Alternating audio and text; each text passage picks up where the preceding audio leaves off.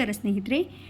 Daily ಸಾರು ಸಾಂಬಾರು ತಿಂದು ತಿಂದು ಬೋರ್ ಆಗಿದ್ದರೆ ನೀವು ಈ ರೆಸಿಪಿನ ಒಮ್ಮೆ ಟ್ರೈ ಮಾಡಲೇಬೇಕು ಫ್ರೆಂಡ್ಸ್. ಏನು ರೆಸಿಪಿ ಅಂತೀರಾ ನೋಡಿ. ಈ ಅಮಟೆಕಾಯಿಂದ ಒಂದು ಸಾಸಿವೆ ಮಾಡೋದು ಹೇಗೆ ಅಂತ ನಿಮಗೆ ಹೇಳ್ಕೊಡ್ತೀನಿ ಬನ್ನಿ. ನೋಡಿ, ಮೊದಲಿಗೆ ನಾನು ಒಂದು 4ರಿಂದ 5 ಅಮಟೆಕಾಯಿನ ಜಪ್ಪಿ ಹಾಕ್ಕೊಂಡಿದ್ದೀನಿ. ಇದಕ್ಕೆ ಸ್ವಲ್ಪ ನೀರು ಹಾಕ್ಕೊತೀನಿ ಮತ್ತು ರುಚಿಗೆ ತಕ್ಕಷ್ಟು ಉಪ್ಪನ್ನು ಕೂಡ ಹಾಕ್ಕೊಳ್ತೀನಿ. ಮತ್ತು ಇದಕ್ಕೆ 2 ಚಮಚ ಬೆಲ್ಲ ಮತ್ತು ಅರಿಶಿನ ಪುಡಿನ ಹಾಕ್ಕೊಂಡಿದ್ದೀನಿ. ಒಲೆ ಮೇಲೆ ಕುದಿಯೋಕೆ ಇಡ್ತೀನಿ. ನಂತರ ಮಿಕ್ಸಿ ಜಾರಿಗೆ ಒಂದು 1.5 ಮುಷ್ಟಿ ಕಾಯಿ, ಹಸಿಮೆಣಸು, ಅರ್ಧ ಚಮಚ ಸಾಸಿವೆ ಕಾಳು ಇದಿಷ್ಟು ಹಾಕಿ ನಾನು ರುಬ್ಕೊಂಬರ್ತೀನಿ. ನೋಡಿ, ಇದಕ್ಕೆ ಅಮಟೆಕಾಯಿ ಬೆಂದಿದೆ. ಈ ಬೆಂದ ಮಿಶ್ರಣಕ್ಕೆ ನಾನು ರುಬ್ಬಿದ ಮಸಾಲೆನ ಹಾಕಿ ಚೆನ್ನಾಗಿ ನೀರು ಸ್ವಲ್ಪ ಸೇರಿಸ್ಕೊಂಡು ಚೆನ್ನಾಗಿ ಮಿಕ್ಸ್ ಮಾಡಿಕೊಂಡು ಕುದಿಯೋಕೆ ಇಡಬೇಕು.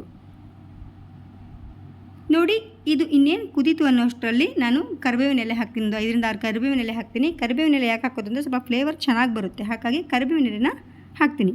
ಈ ಕರಿಬೇವಿನ ಎಲೆ ಹಾಕಿ ಚೆನ್ನಾಗಿ ಕುದಿಸಿ ಇದು ಅರ್ಧ ಭಾಗ ಆಗೋಷ್ಟು ಕುದಿಬೇಕು. ನೋಡಿ, ಅರ್ಧ ಭಾಗ ಆಗೋಷ್ಟು ಕುದ್ದಿದೆ.